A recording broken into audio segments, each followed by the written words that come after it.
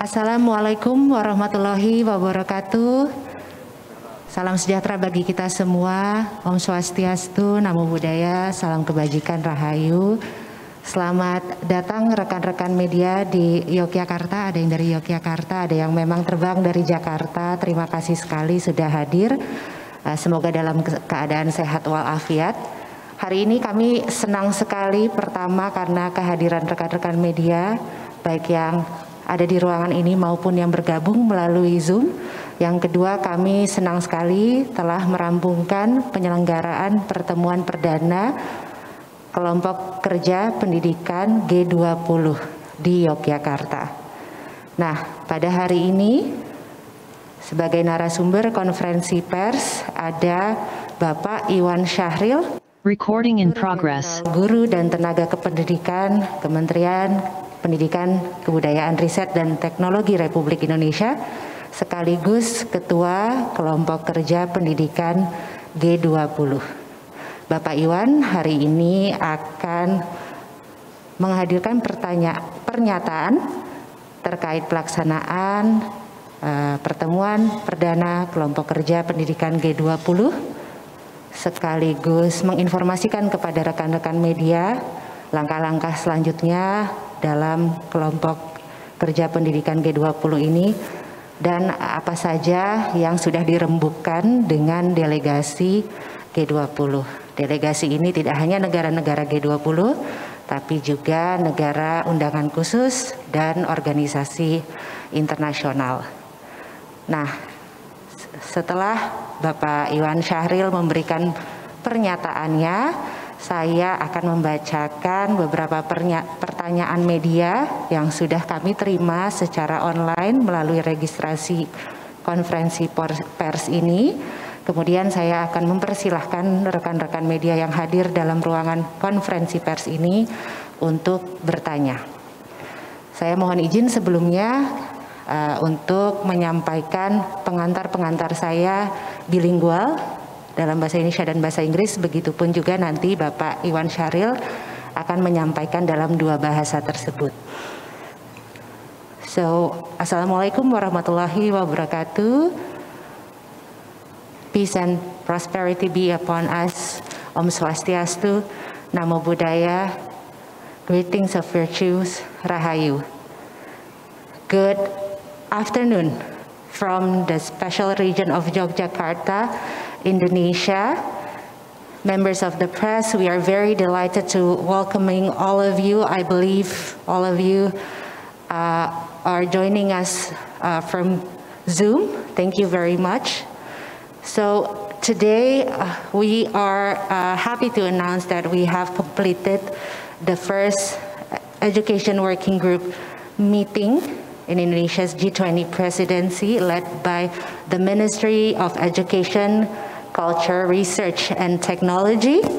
We have today the Director General of Teachers and Education Personnel of the MOE-CRT, Dr. Iwan Syahril. Dr. Syahril also acts as the Chair of Education Working Group of the G20 Presidency Indonesia. Today, Dr. Syahril will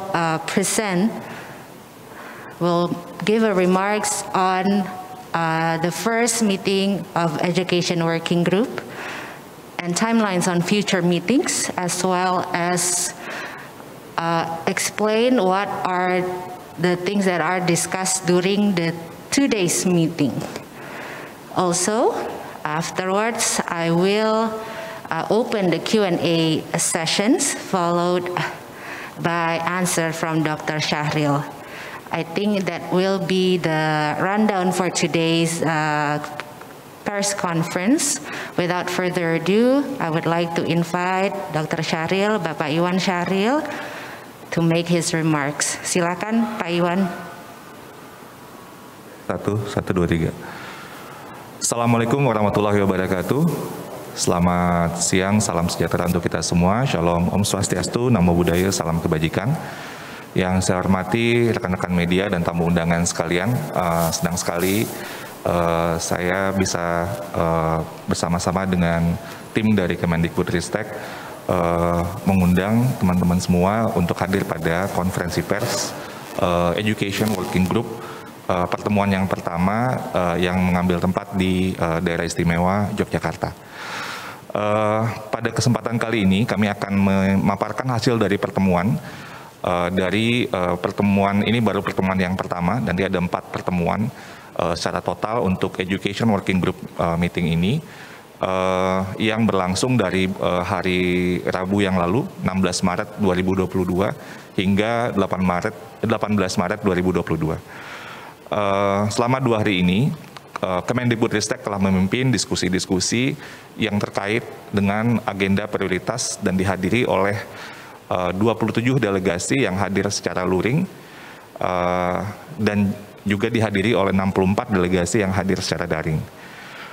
Juga turut hadir bukan saja dari negara-negara G20 tapi juga undangan khusus atau special invitees, organisasi internasional, engagement group dan working group G20 dari yang lain, misalnya tadi dari Digital Economy Working Group, Employment Working Group, Business 20 and Think 20.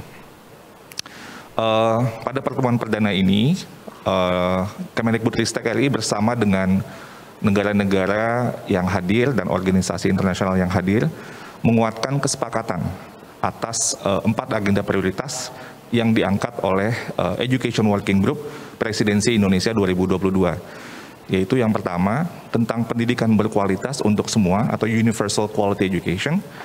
Yang kedua tentang teknologi digital dalam pendidikan, Digital Technologies in Education. Tentang solidaritas dan kerjasama atau Solidarity and Partnership, dan masa depan dunia kerja pasca COVID-19, the future of work post COVID-19. Di pertemuan pertama ini, para delegasi yang hadir memberikan paparan terkait dengan pandangan mereka terhadap isu-isu prioritas tersebut, lalu juga berbagi tentang berbagai macam inisiatif, strategi, dan praktek baik yang telah mereka lakukan di negara masing-masing terkait 4 agenda prioritas tersebut. Nah, hal ini kita dorong karena pertemuan pertama ini sifatnya masih eksplorasi untuk saling belajar dan melihat berbagai keterkaitan isu yang ada, praktek baik ini untuk menguatkan semangat kerjasama dan gotong royong dalam kolaborasi negara-negara di Education Working Group bersama organisasi internasional untuk menciptakan masa depan dunia yang lebih baik dan berkelanjutan terutama di bidang pendidikan. To all our media colleagues and guests, welcome. We are delighted to invite you to this press conference today, both in person and virtually. In today's press conference, we would like to share the results of the first meeting of the G20 Education Working Group, which took place for 3 days from Wednesday, the 16th of March 2022 to Friday, the 18th of March 2022. During this meeting, the Ministry of Education, Culture, Research and Technology of the Republic of Indonesia has led the discussion on the 4 priority agendas, which attended in person by 27 delegates. In addition, the first meeting is also attended by 64 delegates.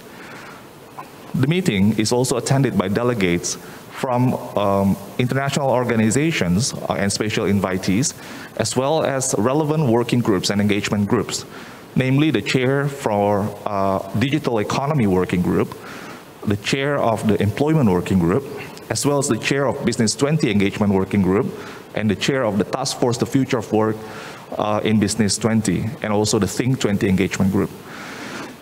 During the first G20 Education Working Group meeting, the Ministry of Education, Culture, Research and Technology of the Republic of Indonesia, along with all delegates from the G20 countries, special invitees, and international organizations, reinforced the consensus upon the 4 priority agendas in G20 Education Working Group, namely universal quality education, digital technologies in education, solidarity and partnership, and the future of work post-COVID-19.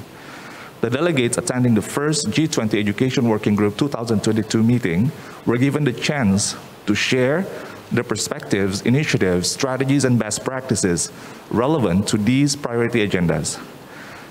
It is to encourage countries to learn from each other about the best practices in regards to the recovery of the global education system and to strengthen the gotong royong spirit, meaning to supporting and helping each other, which is rooted in our Indonesian culture, and global collaboration in the effort to create a more equitable and sustainable future. Thank you.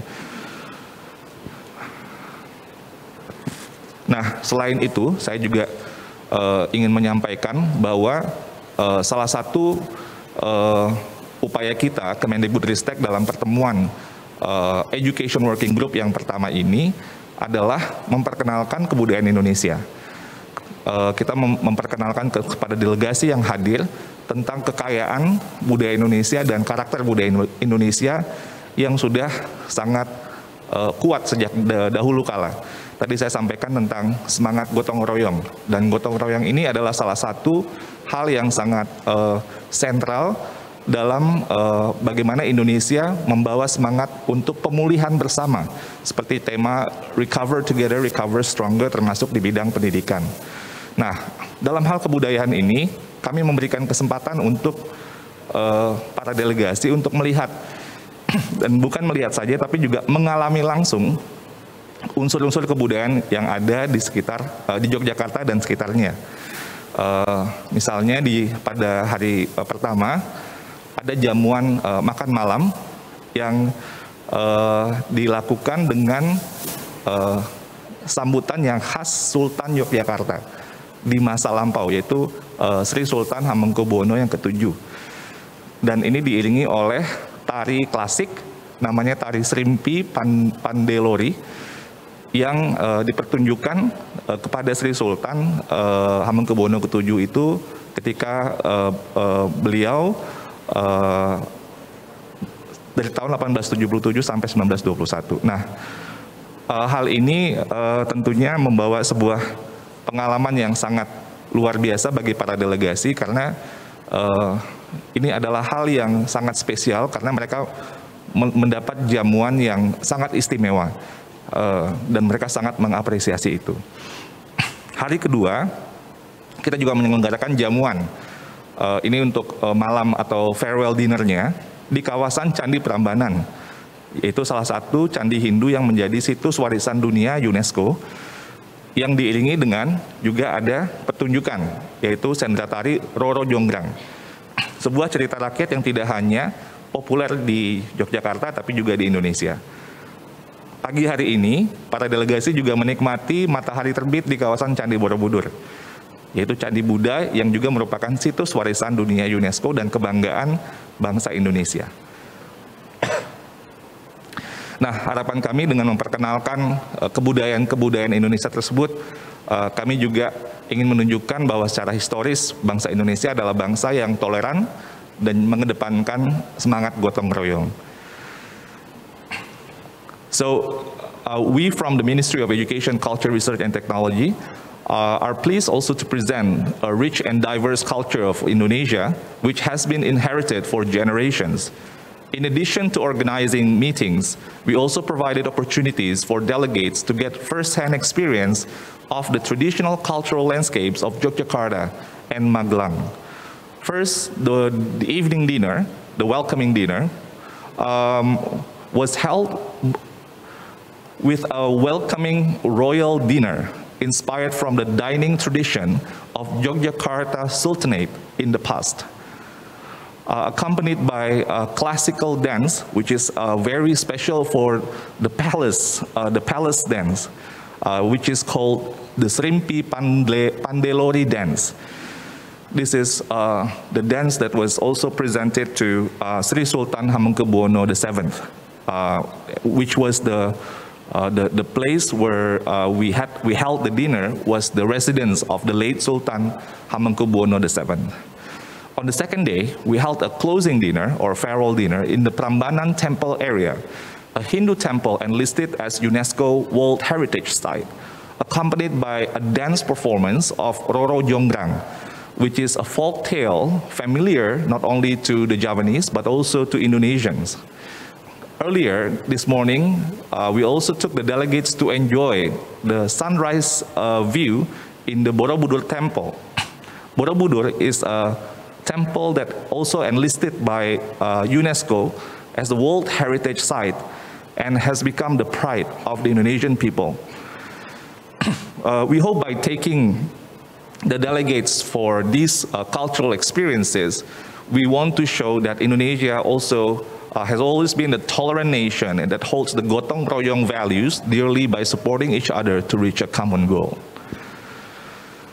Nah, selanjutnya terkait dengan hasil dari Education Working Group yang perdana ini, pertama, tujuan dari pelaksanaan G20 di tahun 2022 dalam presidensi Indonesia adalah untuk mendorong terjadinya kolaborasi atau gotong royong lintas negara untuk bersama-sama mengupayakan pemulihan global di bidang pendidikan.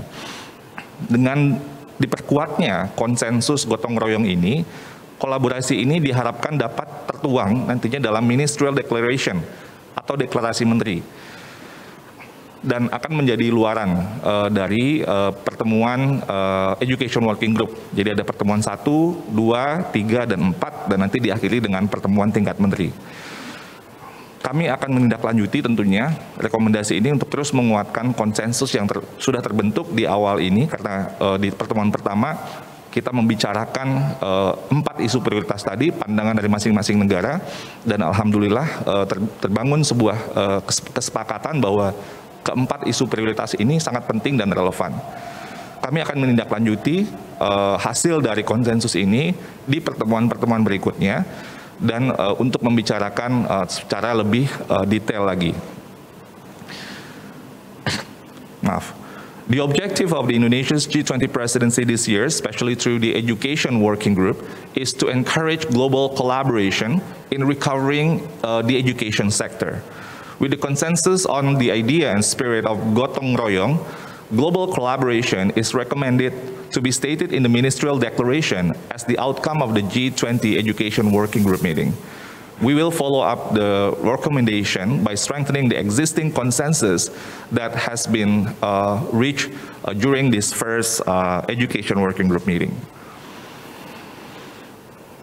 Selanjutnya, sesudah Education Working Group yang pertama ini, seperti tadi saya sampaikan, akan ada Education Working Group yang kedua, ketiga, dan keempat, dan nanti akan diakhiri dengan Ministerial Meeting.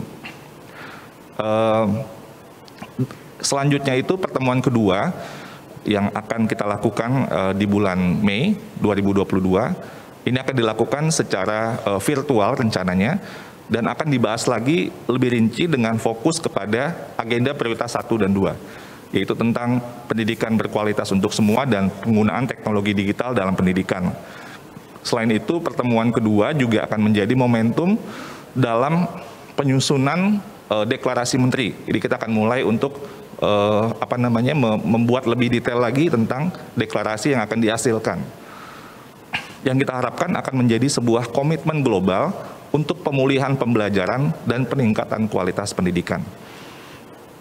Nah, pertemuan yang ketiga itu dilakukan rencananya di bulan Juni 2022. Juga dilakukan secara virtual untuk spesifik membahas isu yang agenda ketiga dan keempat, yaitu solidaritas dan kemitraan, dan juga masa depan dunia kerja pasca pandemi COVID-19. Pertemuan keempat akan dilaksanakan di bulan Juli tahun 2022 di Bali, untuk memfinalisasi pembahasan yang sudah dilakukan di 3 pertemuan sebelumnya dan akan dilanjutkan dengan pertemuan tingkat menteri. As a continuation of the first meeting of the Education Working Group, we will hold the second meeting virtually that is planned to be held in May 2022. In this second meeting, the priority agenda number 1 and number 2 will be the main focus and will be discussed in more detail. Namely the universal quality education and digital technology in education. The second meeting will also be an important momentum in the process of drafting the ministerial declaration as an outcome of a series of G20 education working groups that state a global commitment to recover learning and improve the quality of education.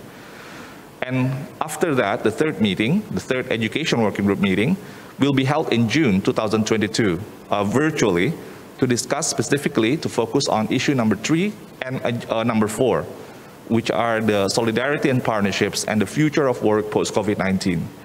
And the fourth education working group meeting will be held in July 2022, which will take place in Bali to finalize the results of the previous 3 meetings and will be followed immediately by a ministerial level meeting. Saya rasa demikian sebagai pengantar, saya kembalikan kepada Mbak Marsha. Terima kasih. Terima kasih Bapak Iwan Syahril. Selanjutnya kami akan melangsungkan sesi tanya jawab media. Saya izin mengingatkan bahwa mungkin kita hanya memiliki kurang lebihnya 15 menit sebelum akhir dari konferensi pers ini. Saya ingin membacakan pertanyaan yang sudah masuk melalui peserta daring, Ibu Esther Napitupulu dari Harian Kompas.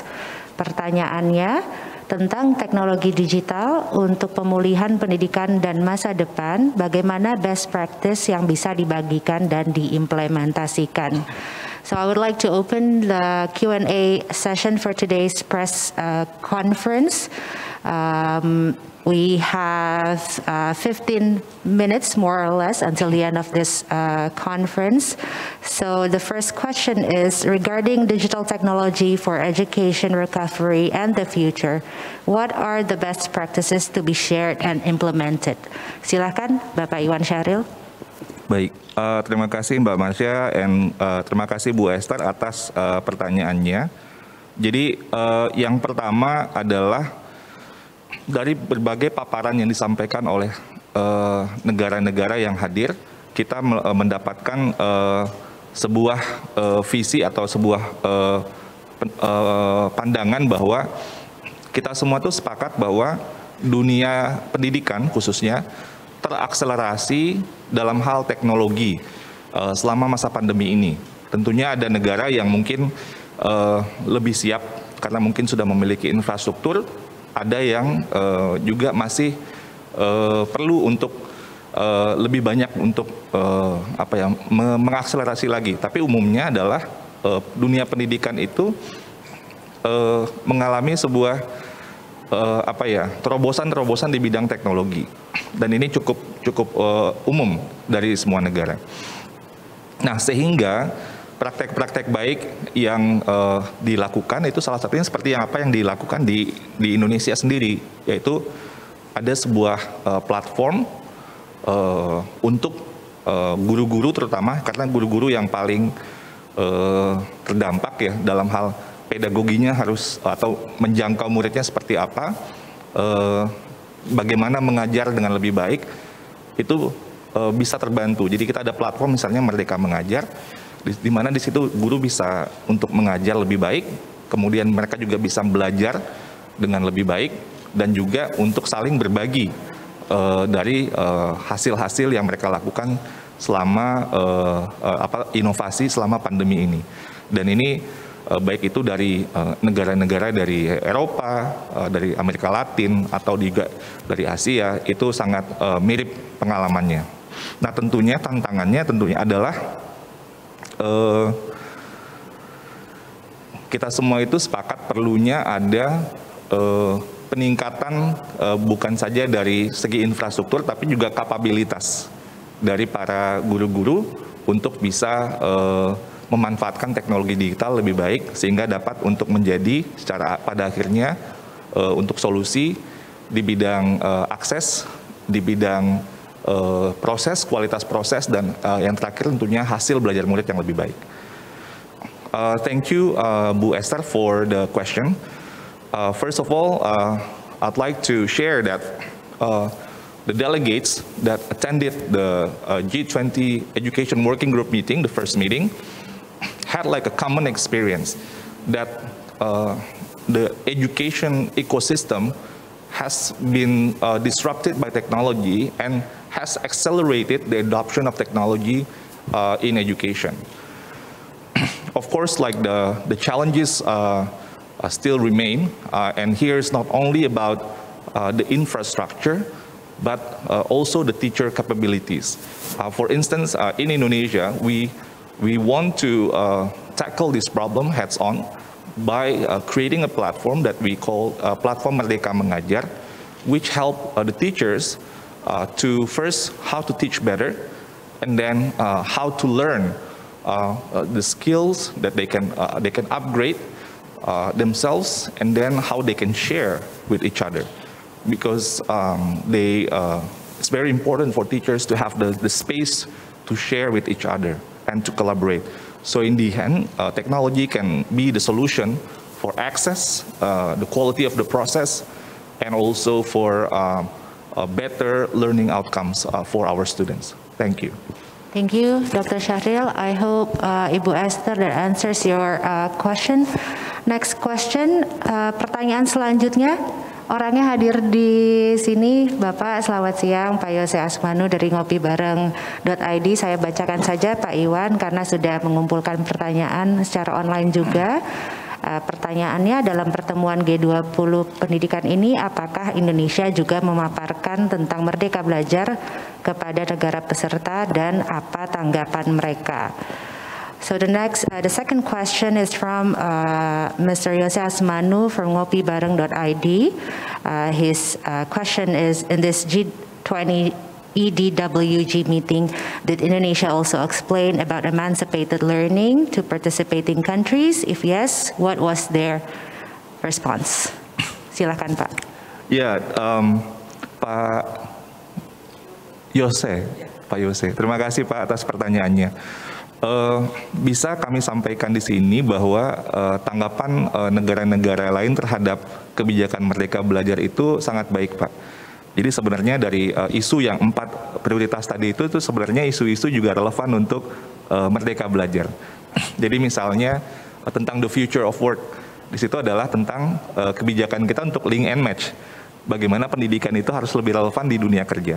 Jadi ini kebijakan-kebijakan yang misalnya juga bukan saja di vokasi, tapi juga di kampus Merdeka misalnya, di mana sekarang kita memiliki kita mendorong murid-murid memberi kesempatan mahasiswa-mahasiswa bisa melakukan magang, bisa melakukan ikut proyek-proyek sosial, sehingga kemampuan mereka itu menjadi bukan saja tentang akademis saja, tapi sesuatu yang nantinya ketika mereka tamat itu bisa relevan untuk dunia kerja. Lalu yang kedua adalah bahwa kurikulum dalam pemulihan pembelajaran itu, kan sekarang negara semuanya kita sama, mau negara maju, negara berkembang, learning loss. Ya, mereka mikir bagaimana mengatasi learning loss. Salah satu yang diusulkan itu adalah kurikulum itu dibuat lebih sederhana, lebih fleksibel. Dan itu sudah kita lakukan dengan kemarin ada Merdeka Belajar 15, itu meluncurkan kurikulum yang lebih sederhana dan fleksibel tadi. Nah, yang kemudian kita juga fokus utamanya juga salah satunya adalah kemampuan-kemampuan, jangan semuanya gitu ya, tapi fokus pada kemampuan yang fondasi atau foundational, misalnya literasi, numerasi, dan karakter. Ini juga merupakan terutama dari studi-studi yang di-share oleh organisasi internasional. Ini adalah langkah-langkah yang perlu dilakukan oleh negara-negara dalam melakukan pemulihan. Jadi fokus kepada literasi, numerasi, dan karakter ternyata ini merupakan hal yang juga relevan. Dan ini juga bukan hanya dari negara-negara, tapi juga studi-studi dari organisasi internasional yang hadir. Lalu setelah itu yang juga bisa saya sampaikan adalah tentang teknologi tentunya, Pak. Ini semua negara tuh sepakat bahwa teknologi ini adalah salah satu solusi yang perlu untuk terus kita manfaatkan sebaik mungkin. Karena dengan teknologi yang sudah semakin akrab, belum mungkin efektif, masih perlu terus belajar, tapi sudah lebih akrab, ini mendatangkan sebuah kemungkinan baru tentang bagaimana mengatasi tantangan-tantangan dalam pendidikan. Dan yang kelima, tentang pendanaan yang lebih berkeadilan, Pak. Jadi learning loss itu salah satunya kita khawatir untuk kelompok-kelompok yang lebih rentan. Nah, pendanaan yang lebih berkeadilan ini kalau di kita mungkin kebijakannya, kalau bahasa Inggrisnya itu kan equitable education financing gitu ya. Tapi kalau di kita kan BOS majemuk atau BOP majemuk, di mana pemberian pendanaan pendidikan itu harus bisa lebih lebih baik atau lebih membantu kelompok-kelompok yang daerah-daerah yang paling sulit gitu. Jadi indeks kemahalan semakin tinggi besaran bosnya. Nah itu merupakan hal yang juga diapresiasi oleh negara-negara yang hadir.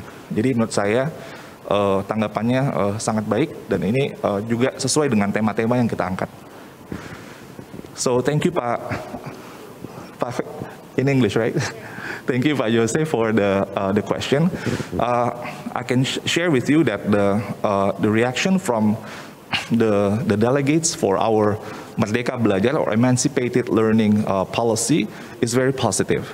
So for instance, I can share the first one is about the policy for link and match, which is not only limited to the vocational education, but also higher education, in which we have many policies that allow students to do internships outside their campus.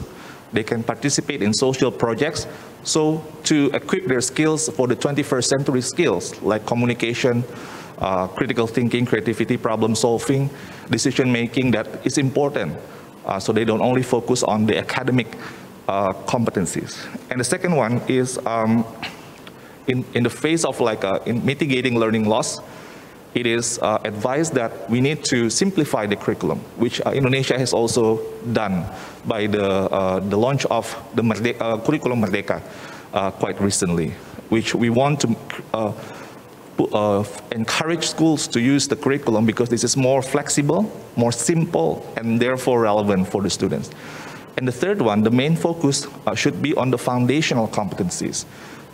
Because this is very important for students to be lifelong learning in the disrupted era. So in which we focus on the literacy, numeracy, and character. And the fourth one is technology. I think the use of technology is advised or it's supported by all countries because the familiarity because of the COVID-19 pandemic has made the education ecosystem more familiar with technology. We have to capitalize this, we have to use this momentum so then technology can open opportunities to reimagine education in terms of the solution for access, quality, and also for equity. And the last one is about the financing. We call this the equitable education financing. So in which we have to protect the students who are in the vulnerable groups. So for instance, in Indonesia, we have what we call the BOS Majemuk or BOP Majemuk, in which the school operational assistance, the amount of it is not the same. Because if you are in more difficult regions, you will get more funding compared to the ones in not difficult areas. So this is the policies in the Merdeka Belajar that are also appreciated by all delegates in the education working group. Thank you, Pak Yose. Terima kasih Pak Iwan atas jawabannya, Pak Yose juga atas pertanyaannya. Bagi rekan-rekan media yang baru bergabung di Zoom saat ini, konferensi pers pelaksanaan pertemuan kelompok kerja pendidikan G20 yang perdana di Yogyakarta dengan narasumber Bapak Iwan Syahril, Direktur Jenderal Guru dan Tenaga Kependidikan, Kementerian Pendidikan, Kebudayaan, Riset, dan Teknologi Republik Indonesia, sekaligus Chair of the G20 Education Working Group. So for those of you who are just joining us through Zoom, today the resource person for today's press conference is Dr. Iwan Syahril, who is the Director General of Teachers and Education Personnel of the Ministry of Education, Culture, Research and Technology of the Republic of Indonesia, also the Chair of Education Working Group of the G20 Presidency of Indonesia. Pertanyaan selanjutnya, Pak Iwan, saya sampaikan dari Ibu Indriani, LKBN Antara. Apa saja rekomendasi yang telah dihasilkan, lalu bagaimana tahapan selanjutnya dari rekomendasi tersebut? The third question from Indriani, LKBN Antara. What recommendation have resulted from the meeting agenda? Then what is the next step of the recommendation? Silakan Pak. Terima kasih Ibu Indriani dari LKBN Antara atas pertanyaannya. Pada tahap ini tadi saya sudah sampaikan ada 4 pertemuan di Education Working Group yang nanti akan puncaknya nanti di deklarasi menteri. Nah, 4 pertemuan ini tentunya ada tahapan-tahapannya. Di tahap 1 ini kita sifatnya masih eksplorasi terkait dengan 4 isu prioritas yang ada yang diusulkan oleh Presidensi Indonesia di Education Working Group.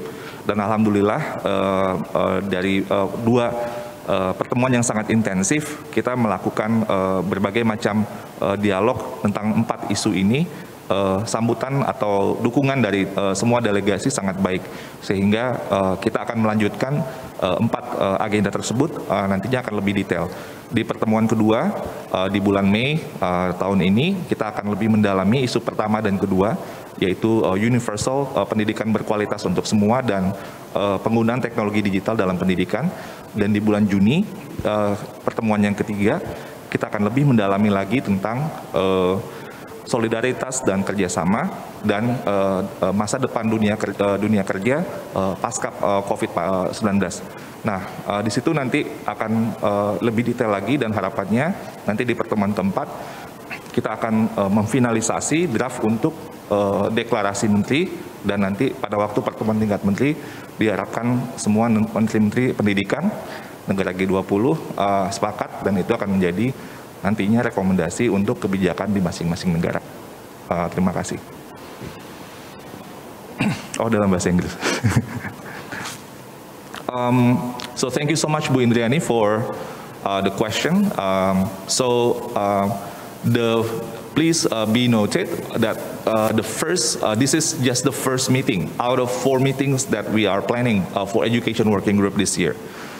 So the objective of the first meeting is to explore the perspectives from all the delegates, ranging from the G20 countries, but also there are special invitees and international organizations about the 4 priority issues that we have put forward by the Indonesia presidency in the Education Working Group.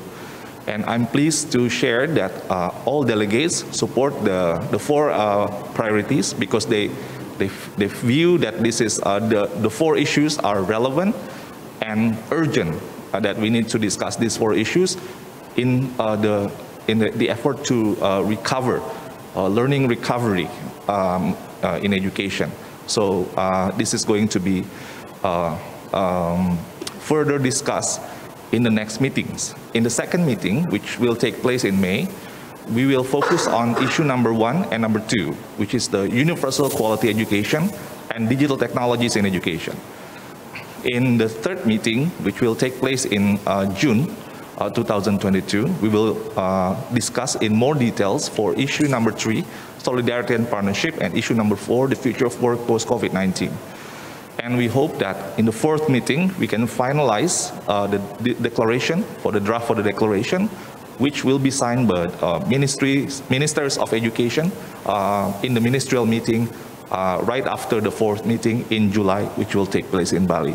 So after that, the declaration will be the recommendation for all countries to be adopted, and then according, of course, to the context of each country, and hopefully can be part of the global solutions for our recovery, especially in education. Thank you. Terima kasih Pak Iwan. Karena waktu yang terbatas, saya berikan kesempatan dari daerah Istimewa Yogyakarta, ada pertanyaan. Silakan. Mikrofonnya di sini.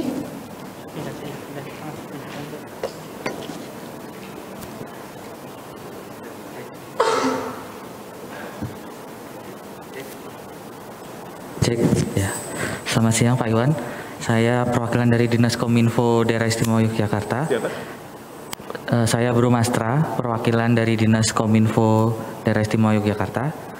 Saya hendak bertanya, apakah yang melatar belakangi sehingga 4 isu yang dibahas dalam Educational Working Group Meeting ini menjadi sangat urgent dan sangat relevan bagi negara-negara yang mengikuti presidensi G20 Indonesia tahun 2002 ini, Pak? Terima kasih. So, ladies and gentlemen, we have from the room one question from Bramasta, Mr. Bramasta, asking what is the urgency of the 4 priority agendas that are being led by Indonesia? What is the urgency in the context, in the global context? The floor is yours. Thank you so much for the question. Pakai bahasa Indonesia dulu. Terima kasih atas pertanyaannya. Pertama-tama saya dapat menyampaikan bahwa di awal kita tidak hanya berdiskusi secara internal di kementerian, tapi kita mengajak diskusi apakah itu lembaga riset, organisasi internasional terkait tentang apa yang menurut mereka isu yang paling penting dan relevan untuk dibahas dalam rangka recovery. Karena kan tema kita recover together, recover stronger di bidang pendidikan. Nah, dari diskusi-diskusi ini kemudian kita melakukan analisis dan sehingga 4 isu ini yang kemudian kita usulkan untuk menjadi agenda di Education Working Group. Jadi memang sebelumnya kita sudah melakukan serangkaian dialog-dialog dengan berbagai macam lembaga riset, think tank, dan juga organisasi internasional, sehingga kita mendapatkan gambaran yang lebih komprehensif dan itu dalam konteks global. Tentunya inspirasi juga dari Merdeka Belajar karena kita sendiri juga mengalami disrupsi selama masa pandemi. Dan itu alhamdulillah dengan dialog-dialog tersebut ternyata kita bisa membuat atau merumuskan 4 agenda tersebut yang kemudian pada pertemuan pertama kali ini itu mendapat tanggapan yang sangat baik, kesepakatan bahwa 4 isu ini adalah isu yang relevan, yang perlu untuk kita diskusi lebih lanjut dan penting untuk pemulihan global. Jadi kira-kira begitu. So thank you very much for the question. The background of the formulation of these 4 priority agendas was from not only from the internal discussion within the Ministry of Education, Research and Technology of the Republic of Indonesia, but also a result of a series of dialogues that we had with research organizations, the think tanks, and also international organizations, and to find or to explore about the issues that are most urgent and relevant for recovery, for the world to recover together, recover stronger in this context in education. And I think from these dialogues, and then we analyze and we formulate these 4 priority issues that, thank God, they are we get like the positive results in terms of the support from the delegates in the Education Working Group meeting, the first one in Yogyakarta. So we hope that we can continue to discuss in more details these 4 priority issues in the coming meetings. Thank you. Terima kasih Bapak Iwan Syahril. Dengan demikian Bapak Ibu rekan-rekan media yang kami hormati, yang hadir secara langsung di Yogyakarta maupun yang mengikuti melalui Zoom, kami mengucapkan, silakan Bapak. Saya ingin menyampaikan pertama-tama tentunya ini merupakan kerja keras dari semua tim yang sudah lama mempersiapkan ini dan tentunya untuk kita bisa melakukan sebuah pertemuan dari negara-negara, ada dari Afrika, ada dari Eropa, dari Asia, dari Amerika Latin, dari Australia, dari semua benua, untuk bisa akhirnya meetingnya menjadi sangat produktif, walaupun dalam waktu yang sebenarnya cukup singkat untuk membahas isu-isu yang luar biasa ini. Jadi ini kerja keras dari semua tim, jadi saya ingin menyampaikan terima kasih dalam hal ini. Terus yang kedua, pada pemerintah daerah Istimewa Yogyakarta yang sudah sangat luar biasa untuk mendukung kita dalam pertemuan pertama Education Working Group ini. Kami bisa melaporkan bahwa para delegasi sangat senang sekali berada di Yogyakarta dan mereka sebenarnya ingin tinggal lebih lama, tapi udah pesawatnya nggak bisa diinikan lagi ya. Jadi ada beberapa yang ingin kembali lagi ke Indonesia karena mendapat pengalaman yang luar biasa dari berbagai macam kebudayaan-kebudayaan tentunya, apakah dari jamuan yang di hari pertama di Royal Residence di tempat Sultan Hamengkubuwono VII yang sangat cantik sekali dan makanan-makanan yang disajikan dengan sangat baik, makanan ala Sultan Sri Sultan juga Hamengkubuwono yang ke-7 tersebut itu mendapatkan pengalaman yang luar biasa tentang keramah tamahan bangsa Indonesia. Juga dengan pertunjukan di Prambanan yang juga luar biasa, mereka sangat terkesima dengan kekayaan budaya Indonesia, dan ini menjadi sebuah hal yang penting. Tentunya pengalaman-pengalaman ini untuk memperkuat tali persaudaraan antar bangsa yang ada di Education Working Group ini. Itu mungkin yang ingin saya tambahkan. So I'd like also to add, first, thank you for all the team that has worked very hard to make the first meeting very successful. We cannot do without all the good teamwork from all the ministry. But the most important thing is, second one is the enormous support from the provincial government of the special region of Yogyakarta to support us, so to make all the series of events in the first Education Working Group very smooth and very successful. We are happy also to share that the delegates already conveyed their admiration of the culture of Indonesia, and they want to be back to Indonesia because they feel like their length of stay in Indonesia is not enough. They are very inspired by the hospitality of the Indonesian people and the diversity of the culture, ranging from a lot of experiences meeting with the people, but also the dinners that we had, like royal residence, the dances, traditional dances, and also the temples like Prambanan, and the history and the philosophy that is embedded there. We also explain, for instance, the philosophy of G20 logo, which is gunungan or mountain. They're very fascinated by that, and we hope that this can also strengthen the collaboration between nations. Thank you very much. Terima kasih. Dan if I may add, they are also very inspired with our gotong royong spirit. Ya, jadi delegasi beberapa kali juga menyebutkan bahwa mereka sangat terinspirasi dengan semangat gotong royong yang dimiliki bangsa Indonesia.